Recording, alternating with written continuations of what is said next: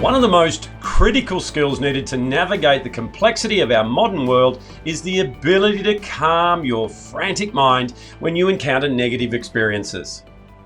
Hi, this is Grant Herbert, international influencer and sustainable performance coach, and this week I want to continue our conversation by sharing the secrets of emotional resilience. Today's leaders, more than ever, need the capacity to maintain cognitive function in the face of major stress and pressure. More often than not, you may feel overwhelmed and depleted, unable to think straight and direct creative energy towards problem solving and ideation. You carry the emotional baggage from the last situation into the next, causing you to behave out of character and damaging your relationships. You feel worn down, unable to cope, disillusioned, disengaged. I know this from my own personal journey, and it destroys self-confidence and makes it even harder to sustain your performance. So how do we shift this around and see some different results? We develop our emotional resilience. Emotional resilience builds your intrinsic motivation, allowing you to do what you do for the personal reward and not for the external one.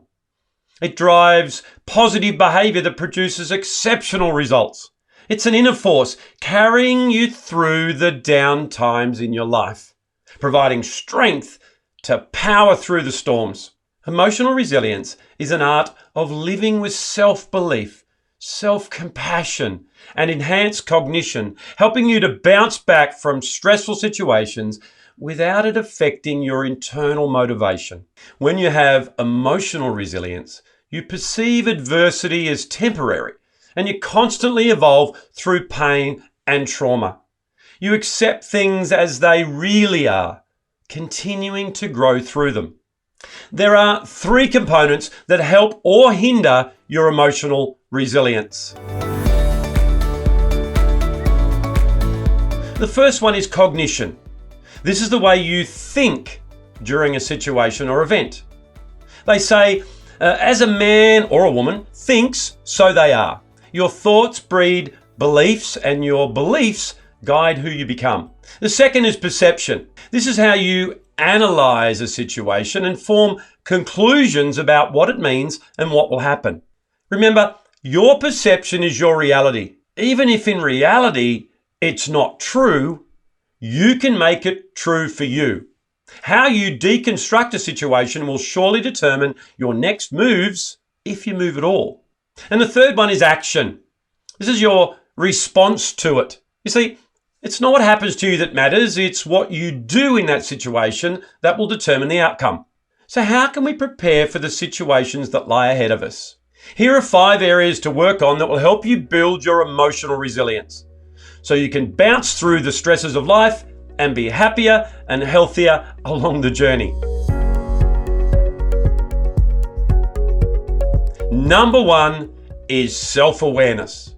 This is having clarity around who you are, your strengths, your areas that need development, your thoughts, your beliefs, your feelings, your triggers, what motivates you and what depletes you.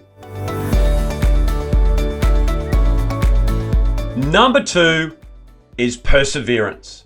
This is your ability to persist and be diligent in the face of adversity and setbacks. Number 3 is emotional management. This is your ability to know what emotions you're feeling and why, understanding the thought processes you go through and the messages that are being sent to you from your body. Number 4 is having an agile mindset. This is a set of attitudes that support a flexible working environment. They include the ability to adapt and change, collaboration, taking ownership, delivering value, and continuous improvement. And number 5 is your interpersonal relationships. Having strong interpersonal relationships is both a prerequisite and a byproduct of emotional resilience. Doing the journey alongside people who have your back is priceless in today's fast-paced world. I'm sure there are many things that we could add to the list. However, these are my top 5. What else would you add? I'd love to see some thoughts below in the comments.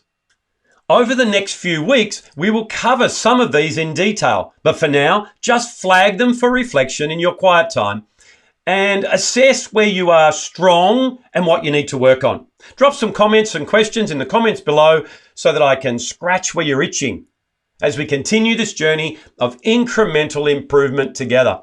I'm here to serve you, so let me know what you need help with right now. If this is helping you to make some positive change, make sure you subscribe and share it with your friends. If you could do with a little more help, grab a copy of my ebook and video series, Stress Reduction Maximizer. Well, that's it from me for another week. Join me again next week as we continue the conversation by unpacking the power of social resilience. I'll see you then.